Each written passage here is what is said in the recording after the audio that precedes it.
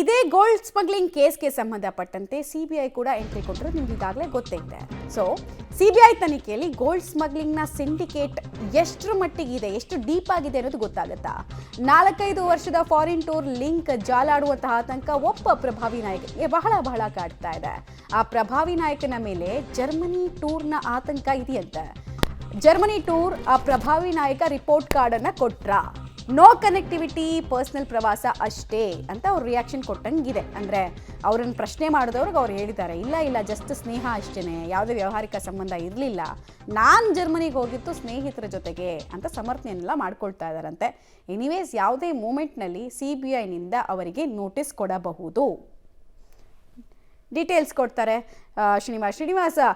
ಜರ್ಮನಿಗೆ ಯಾರು ಬೇಕಾದರೂ ಯಾವಾಗ ಬೇಕಾದರೂ ಹೆಂಗೆ ಬೇಕಾದರೂ ಹೋಗ್ಬೋದು, ಬಟ್ ಈ ನಾಯಕನಿಗೆ ಜರ್ಮನಿ ಬಗ್ಗೆ ಪದೇ ಪ್ರಶ್ನೆನ ಜರ್ಮನಿ ಟೂರ್ಗೆ ಸಂಬಂಧಪಟ್ಟಂತೆ ಯಾಕೆ ಕೇಳಲಾಗ್ತಾ ಇದೆ, ಏನು ಅನುಮಾನ ಈ ನಾಯಕನ ಬಗ್ಗೆ, ಈ ನಾಯಕ ಕೊಡ್ತಾ ಇರುವಂತಹ ಸಮರ್ಥನೆ ಎಷ್ಟರ ಮಟ್ಟಿಗೆ ಕನ್ವಿನ್ಸಿಂಗ್ ಅಂತ ಅನಿಸ್ತಾ ಇದೆ ಎದುರುಗಡೆ ಇರೋರಿಗೆ, ಏನೇನು ಡೀಟೇಲ್ಸ್ ಇದೆ. ಆಮೇಲೆ ಜರ್ಮನಿಯಲ್ಲಿ ಸ್ಮಗ್ಲಿಂಗು ವೆರಿ ಇಂಪಾಸಿಬಲ್ ಅಂತ, ಯಾಕಂದರೆ ವೆರಿ ಸ್ಟ್ರಿಕ್ಟ್ ಕಂಟ್ರಿ ಅದು ಸ್ಮಗ್ಲಿಂಗ್ ವಿಚಾರದಲ್ಲಿ, ಝೀರೋ ಟಾಲರೆನ್ಸಲ್ಲಿ. ಸೊ ಏನೇನು ಮಾಹಿತಿ ಇದೆ?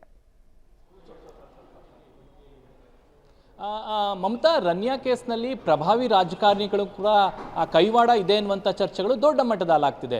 ಇನ್ನೂ ಮುಂದುವರೆದು ರಾಜ್ಯ ಸರ್ಕಾರದ ಪ್ರಭಾವಿ ಮಂತ್ರಿಗಳು ಇದರಲ್ಲಿ ಇದ್ದಾರೆ ಅನ್ನುವಂತಹ ಚರ್ಚೆಗಳು ಕೂಡ ರಾಜಕೀಯ ವಲಯದಲ್ಲಿ ದೊಡ್ಡದಾಗಿ ಆಗ್ತಿದೆ. ಇದಕ್ಕೆ ಪೂರಕ ಎಂಬಂತೆ ಪ್ರಭಾವಿ ನಾಯಕರೊಬ್ಬರು ಜರ್ಮನಿಯ ಪ್ರವಾಸದ ಲಿಂಕ್ ಕೂಡ ಇದಕ್ಕೆ ಆಗ್ತಿದೆ. 4 ವರ್ಷದ ಹಿಂದೆ ಆ ಒಂದು ಪ್ರಭಾವಿ ನಾಯಕರೇನಿದ್ದಾರೆ ಅವರು ಜರ್ಮನಿಗೆ ಹೋಗಿದ್ರು ಅನ್ನುವಂಥ ಚರ್ಚೆಗಳು. ಈ ಒಂದು ವಿಚಾರವಾಗಿ ಅಂದರೆ ಗೋಲ್ಡ್ ಸ್ಮಗ್ಲಿಂಗ್ ವಿಚಾರ ಮತ್ತು ಅವರು ಜರ್ಮನಿಗೆ ಹೋದಂಥ ವಿಚಾರವು ಕೂಡ ಎರಡು ಸಾಮ್ಯತೆ ಆಗ್ತಿದೆ ಅನ್ನುವಂಥದ್ದು ಈಗಿರುವಂತಹ ಚರ್ಚೆ. ಹಾಗಾಗಿ ಆ ನಾಯಕರು ಯಾರು ಅನ್ನುವಂತಹ ತನಿಖೆಗೆ CBI ಅವರು ಇಳಿದಿದ್ದಾರೆ, ಎಲ್ಲ ಮಾಹಿತಿಗಳನ್ನು ಕಲೆ ಹಾಕಿದ್ದಾರೆ ಅನ್ನುವಂಥ ಮಾಹಿತಿಗಳು ಲಭ್ಯವಾಗಿದ್ದಾವೆ.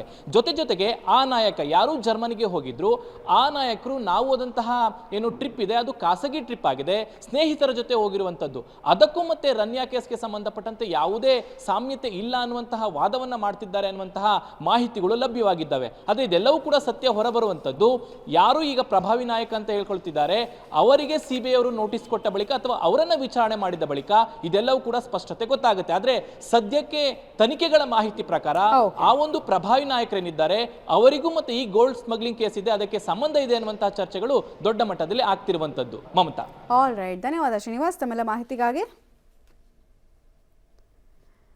ಒಟ್ನಲ್ಲಿ ಜರ್ಮನಿ ಫಾರಿನ್ ಟೂರು ಅಂತ ಹೋದಂತಹ ನಾಯಕನಿಗೆ ಈಗ ಆ ಟೂರೇ ಕಂಟಕವಾಗುತ್ತಾ ಅನ್ನೋದು ಪ್ರಶ್ನೆಯಾಗಿ ಉಳಿತಾ ಇದೆ. ಬಟ್ ಇದೆಲ್ಲವೂ ಡಿಪೆಂಡ್ ಆಗೋದು ಅವ್ರಿಗೆ ನೋಟಿಸ್ ಸರ್ವ್ ಆಗುತ್ತಾ ಇಲ್ವಾ ಅನ್ನೋದ್ರ ಮೇಲೆ. DRI ಪ್ರಾಥಮಿಕ ತನಿಖೆಯಲ್ಲಂತೂ ಯಾರ್ದು ಹೆಸರು ಬರಲಿಲ್ಲ ಆಚೆ. ಸೊ ಅಟ್ಲೀಸ್ಟ್ CBI ಯಾರಿಗಾದ್ರೂ ನೋಟಿಸ್ ಕೊಟ್ಟರೆ ಗೊತ್ತಾಗುತ್ತೆ, ಲಿಂಕು ಖಡಕ್ಕಾಗಿ ಹೋಗ್ತಾ ಇದೆ, ತನಿಖಾ ಆಯಾಮ ಖಡಕ್ಕಾಗಿ ನಡೀತಾ ಇದೆ ಅನ್ನೋದು ಗೊತ್ತಾಗುತ್ತೆ.